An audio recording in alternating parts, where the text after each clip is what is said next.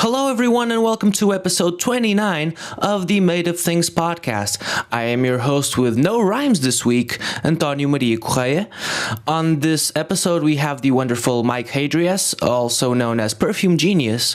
It's mostly a quick hangout with him before his show at last summer's Superbox Super Rock Festival in Lisbon. But first, open data. Now, a friend of mine recently got invited to fly over to Tunisia? I'm not sure, and do a presentation on open data.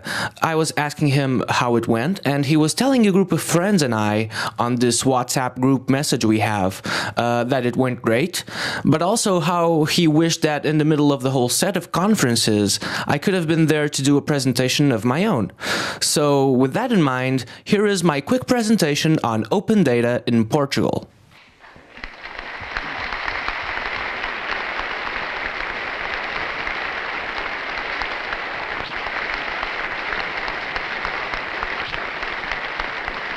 Good evening, everyone. I am assuming it is an evening, as we have been kept inside for very long, and for some reason, no one allowed clocks of any kind. I will start my presentation by mentioning that in Portugal, most of the great benefits of open data happened in the early 90s. And by early 90s, I mean 1996, because that's how long it took us to leave the 80s. The 1980s in Portugal started back in 1978 and ended in 1996. That's a good solid 18 years of the 1980s. Most decades only have 10 years, hence the name decade. But some decades don't, and that only goes to show how powerful open data can be. In Portugal, many people took part in open data, so much so that it became a pivotal form of learning, with diametrically different costs to canonical academic education. The great open data boom, as it is commonly referred to, took place in the period in which open data had its own program on national television around lunchtime. It was very important that you had your lunch at the same time the show aired. And they made it so that you couldn't record the show on a VCR, so you wouldn't be able to cheat. Nowadays, open data still exists, but it is just not as open. It's just data. One of the most important benefits of open data is that it forces us to rely on other humans, or humanoids. Just like that well-known exercise of when a person lets herself fall into the arms of another, when dealing with the spokes on the wheels of open data, one must take a leap of faith in the competence and goodwill of the other parties involved, in the sense that no one will go to open data and deprogram all the work you had these past few weeks. That being said, yesterday I updated Firefox and my antivirus detected a threat in the new version. I hope that these conferences have approached this case until now. Regarding Portugal, there is clearly a great center of open data in Portugal's Estoril, thanks to the Estoril Open data. The data suffix of Estoril Open data was suppressed by the political party in power in 1992. But what is the future of open data in Portugal? That's a good question, so congratulations to you. Government plans include implementing tools such as learning through masterclasses. This is exclusive. Any other educational tools will be banned. These masterclasses will focus on children in kindergartens, dogs, and women. Current belief is that with these measures, Portugal will probably be one of the leaders in open data in the Iberian Peninsula. Of course, it is literally impossible to be sure of this, but we believe that if we stick together, very close to one another, that we will succeed. To end this presentation, I leave you with a quote. I do not know love by half. I cannot live a lie. I do not know flying feet. I am always myself, but I will not be the same myself forever.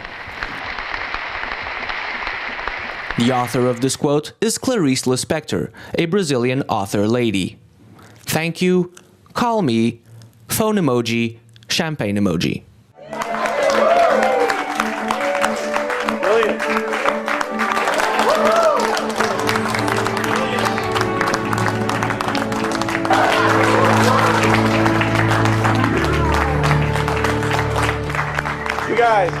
guys have worked hard, and you've all earned your stock option. Congratulations.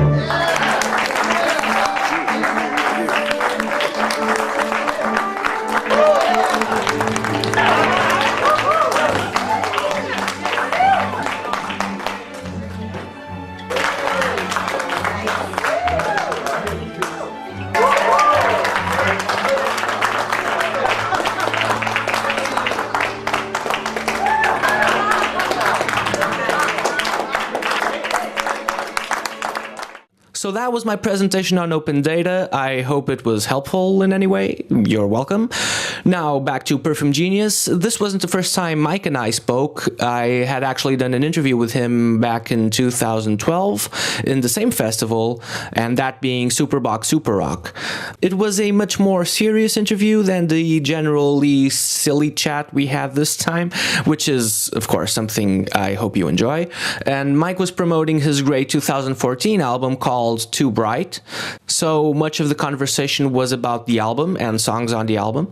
Also, my sister is on the show for a minute, and this isn't the first time it's happened, so expect her to chime in at a certain point. So here is my conversation with Mike from Perfume Genius.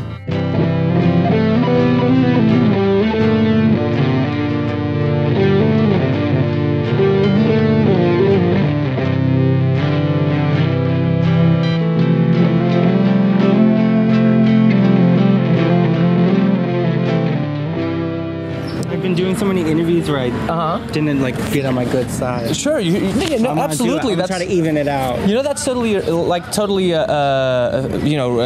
know, but just it's always fair. feel weird for me to do stuff like that. Yeah, I usually just wear whatever, do whatever, but I feel like I should be more professional, like be on my good side. I didn't have my nails done. I feel bad about that. It's okay. It's okay. First of all, welcome back. Thank you. And welcome back to Portugal. And how does it feel like for you to be over here? It's good. We really love it here. Yeah, we've been here about 5 days. It's good food. Weather's been nice. In gardens and stuff. Very touristy, but I need to confess something. I just remembered. What? I actually just recalled that I saw a picture of you the other day, and you were in the botanical garden of Lisbon. Yeah. And I said I kind of said, "Hey, Mike, are you in Portugal yet?" So did I respond to you? No, I think not. So it's sorry. I don't think so. I haven't checked my Instagram in a few days. So, but there you go. No, so I apologize. I didn't mean to. I know if it was a secret or not. It's not a secret. Oh, no. There you go. I'm telling the world. It's not a secret. It's not a secret. There you go. And the last time you were here at Superbock, this was we were just talking about this off the record. It was in a completely different venue. It was like last time we were here in Portugal. Yeah, I was at the cinema. Oh no, that was the Mesh Fest a couple of months ago. We were at this festival. Yeah, it was. I remember seeing St. Vincent and Little Dragon. Yeah. I think we went on right before Little Dragon, maybe, or something. But I don't remember my actual show. If it was good or not. Hopefully, it was good. No, actually, I didn't go to that one because I'm sorry, I did go to the Superbock one. No, it was excellent. I still have footage. So there you go. It might be a refresher later. Exactly. It's online too. Everything's online too. Pretty much. But I didn't see the Mesh Fest one because it was packed, so it's a good sign. No, it's really nice. Yeah. The venue's beautiful, and it's like seated, but like up, like a very theatery. Yeah, it was a really good show. The lights were nice. Everybody was really into it. It was like a church thing, wasn't it? Like I think it felt like that because sometimes seated shows are weird and it feels like a school assembly, but this felt very much like, I guess essentially just because the crowd was good, it made it feel like an event. And it's funny because it ties up in the end because I couldn't get into that show because it was already packed, which is a good sign. Exactly. And I ended up watching St. Vincent on the same night. Yeah. So there you go.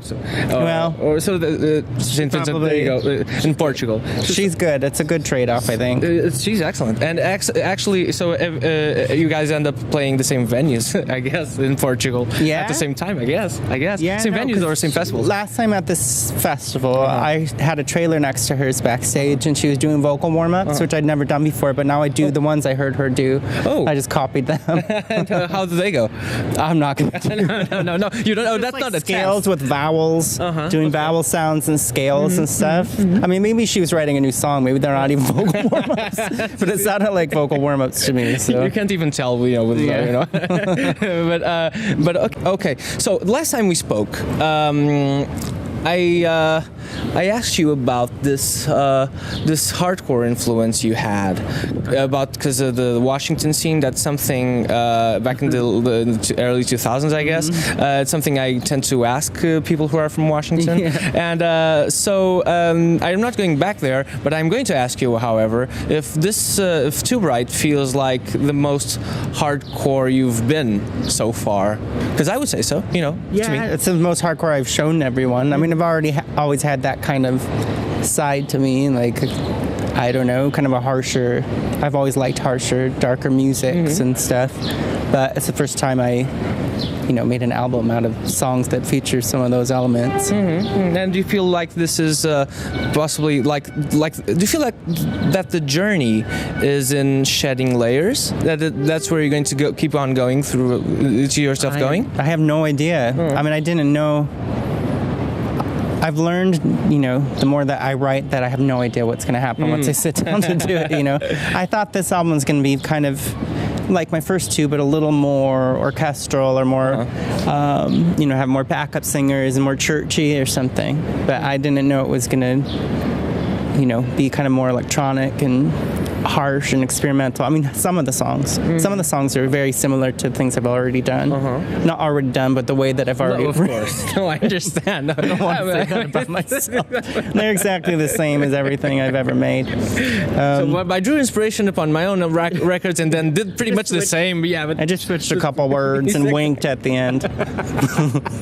That's great. But I don't know. I'm in my head now. I think the music is going to be harsher next time and even more fucked up and stuff. But I have no idea. It could be even more minimal and quiet and spare. So I don't know yet. I wouldn't necessarily say that Too Bright is more minimal than the previous record, but I'm not going to go there. But but it feels like more, at least more. The amplitude has gone wider, I guess. Yeah. Is that how you feel about the record? Yeah. I mean, there's a lot of reasons why. I think part of it is I just feel more confident that I can do more and be able to edit it or leave it as it is. Like, I just have more confidence in the studio, I suppose. I see. This goes on a podcast, by the way, which I was telling you about, called Made of Things, and it's based on the assumption that an artist dedicates itself or his or herself or whatever to art and to career in doing art, which is sometimes very rough, and so there must have been a moment when the person heard or saw or experienced something that made them go like, oh wow, I want to do this forever. Did you have that moment, and what was it?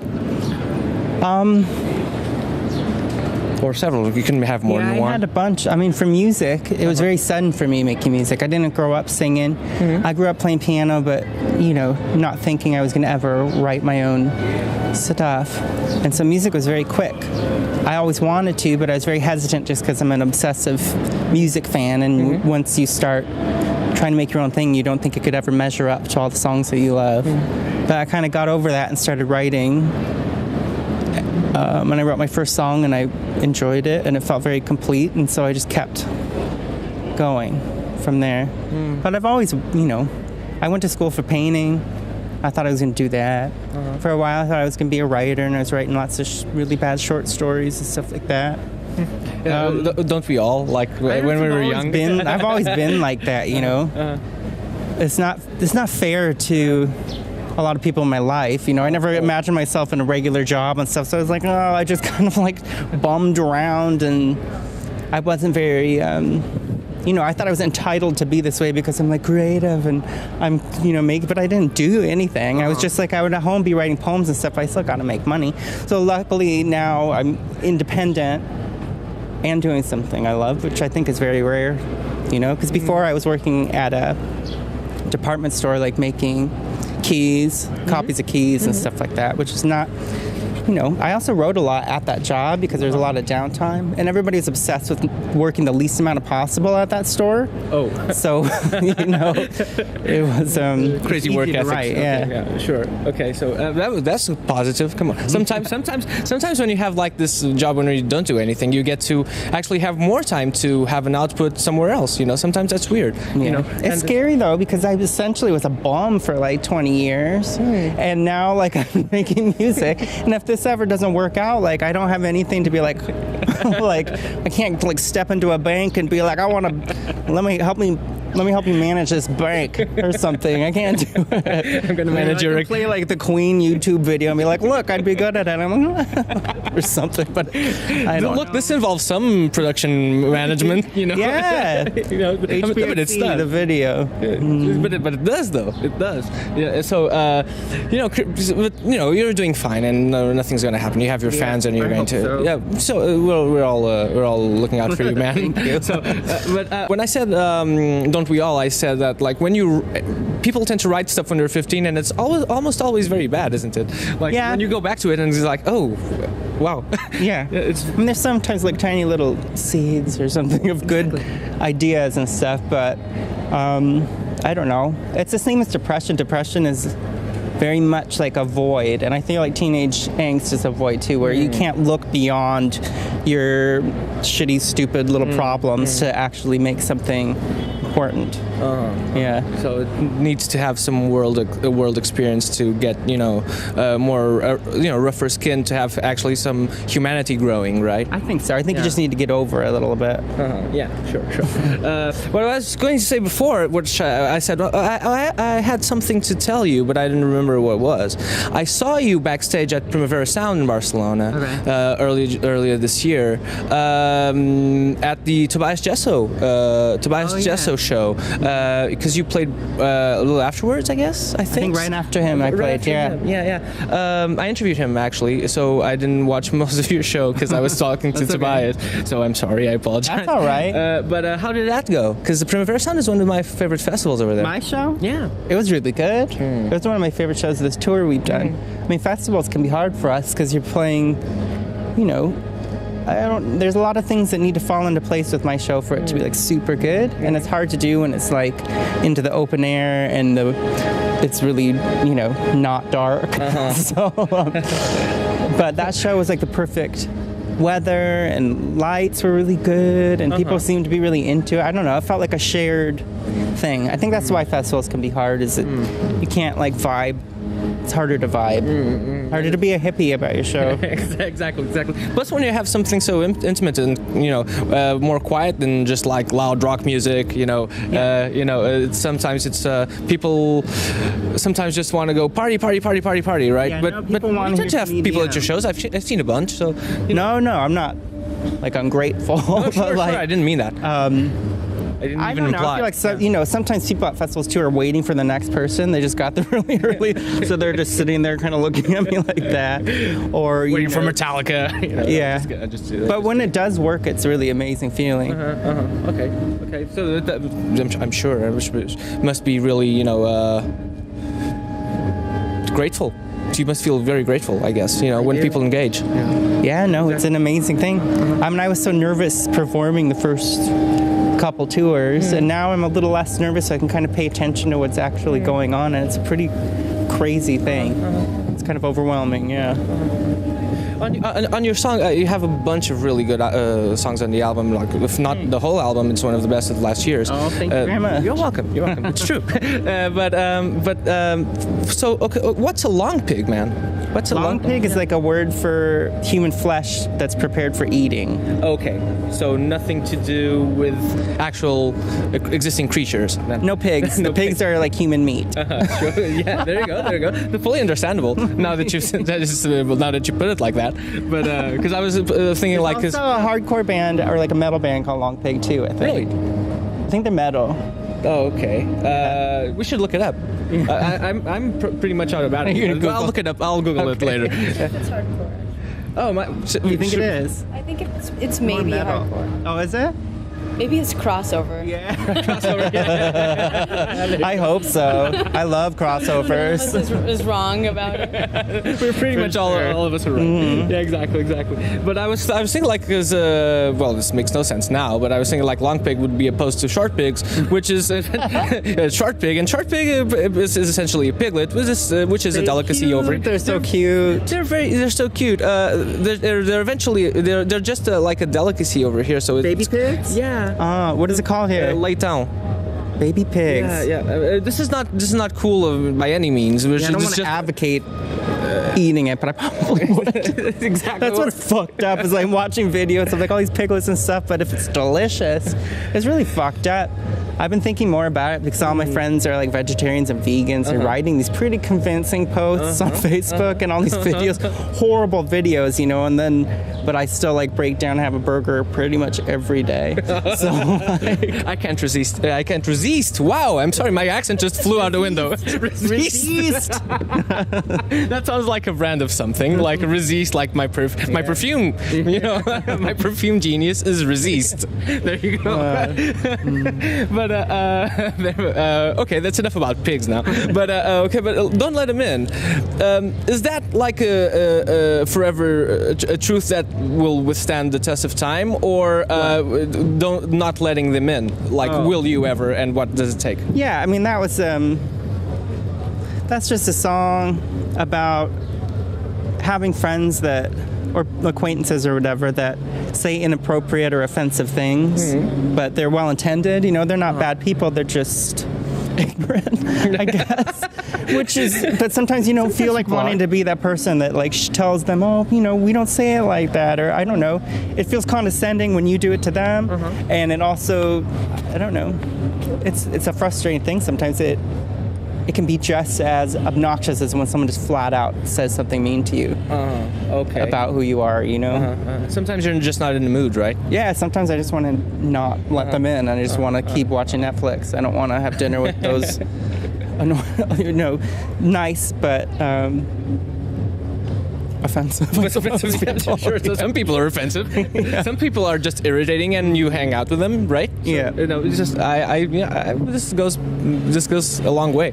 But how do you manage without Netflix in Europe? Because I don't think that we have it over here yet.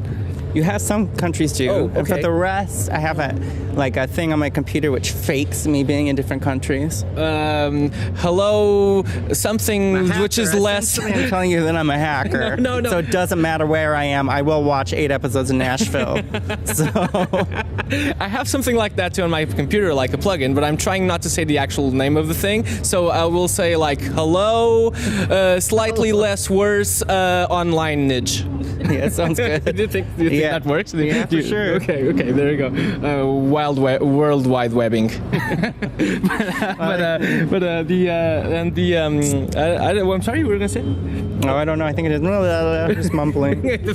I tend to do that a lot as well. You're in the right show, man. Okay. But we're pretty much done. What are you going to do afterwards? Tonight? Tonight and forever. Probably more episodes in Nashville. We got to wake up really early to go home, or to go to Chicago to play a show. So not much. Oh, so you're straight from here to back to the U.S. Yeah, tomorrow morning at like 6 or 5 or something awful like that. Okay. So have you ever? You should market Resist. Resist? Yeah. Resist? Perfume Genius. Just get some minions carrying the bottles or something. That's adorable. Yeah. Of course. How could you not? I think that would work. Yeah. I think so too. Man, dude, it was a pleasure as always. Yeah. Little shake. And fist bump. Okay. Thanks for having me. I do the explosion and implosion. I don't do the explosion. Oh, okay. No, that's gauche. That's 5 years ago. Just man, it's a pleasure. Yeah. Thanks, man.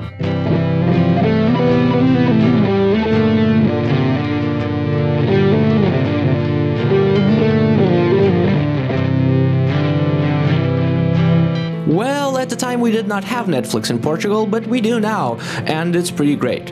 Who is also great? Perfume Genius, of course.